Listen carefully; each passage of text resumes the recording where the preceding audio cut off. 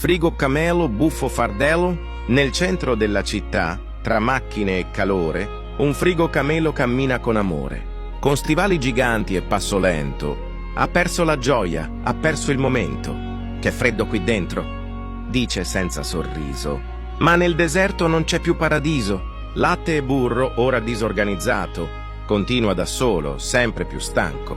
Per Roma, Parigi, Madrid e Milano, tutti dicono che tristezza, che disperazione.